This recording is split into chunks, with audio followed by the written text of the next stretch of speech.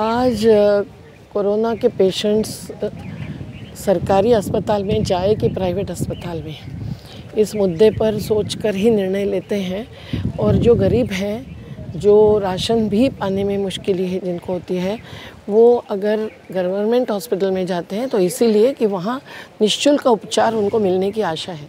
लेकिन प्रत्यक्ष स्थिति ये है कि आयुष्मान कार्ड जिनके पास है, जिनको कि पात्रता अनुसार 5 लाख तक का कोई भी उपचार का पूरा खर्चा मिलना चाहिए, उनको सरकारी अस्पताल में भी और प्राइवेट अस्पताल में भी जो आयुष्मान कार्ड के लिए रिजर्व्ड आरक्षित रखे हैं, वहाँ भी इतना खर्चा आ रहा है कि हर रोज़ डॉक्टर्स उनको कुछ ऐसे मेडिसिन्स का प्रिस्क्रिप्शन देते हैं जो उनको खुद को ख़रीदना पड़ता है।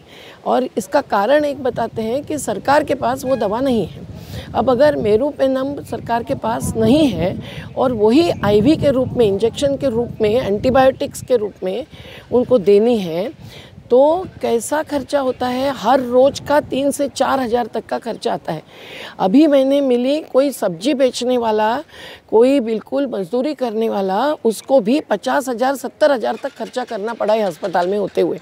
एक उदाहरण तो मुझे ऐसा मिला कि इम्यूनोग्लोब्युलिन नाम का एक इंजेक्शन जो रिलायंस का है, जिसके ऊपर MRP लिखी है 16,000 रुपये और नेट पर अगर उसकी कीमत देखें तो वो है 7,500 से 8,000 रुपये, और एक्चुअली वो बेचा गया उस पेशेंट के रिलेटिव्स को 10,000 रुपये में। तो क्या कीमत है सही दवा की, ये भी नहीं समझ में आ रहा है।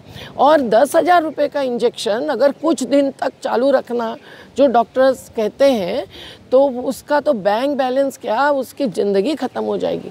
पहले ही लॉकडाउन ग्रस्त, इस प्रकार से कोरोना ग्रस्त और खर्चे से ग्रस्त हो रहे। कल की खबर है कि महाराष्ट्र के औरंगाबाद के हाईकोर्ट ने फैसला दिया है कि जिसके पास आयुष्मान कार्ड है उसका पूरा खर्चा उपचार निःशुल्क होना चाहिए।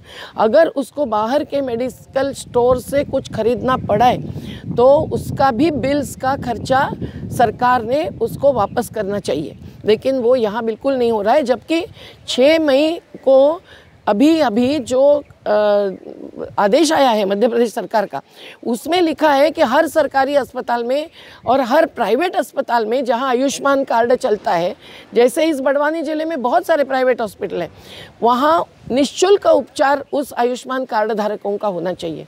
लेकिन ऐसी कोई व्यवस्था नहीं है और डॉक्टर्स प्रिस्क्रिप्शन देते जा रहे हैं। तो जो व्यक्ति वो दवा खुद नज़दीक के मेडिकल स्टोर्स पे खरीदे ला रहा है, वो दवा सरकार ने डॉक्टर्स के पास उपलब्ध दवाओं में इंक्लूड करनी चाहिए, उसको सम्मिलित करना चाहिए, ताकि बाहर के दवा खरीदी करने का नौबत ही नहीं आएगी। तो ये आज भी ज़रूरी है कि आयुष्मान कार्ड धारक को पूरा निःशुल्क उपचार होना चाहिए। और जिनके पास आयुष्मान कार्ड नहीं है पर जो गरीब है, उनको आयुष्मान कार्ड के आवेदन देकर भी मैंने अभी पेशेंट्स पाए, अभी तक कार्ड मिला नहीं है, जबकि महीने या साल गुजर जाते हैं। तो अभी भी ये अभियान भी सरकार ने चलाना चाहिए और सभी गरीबों को कम से कम आयुष्मान कार्ड देने की मौका देना चाहिए और व्यवस्था करनी चाहिए।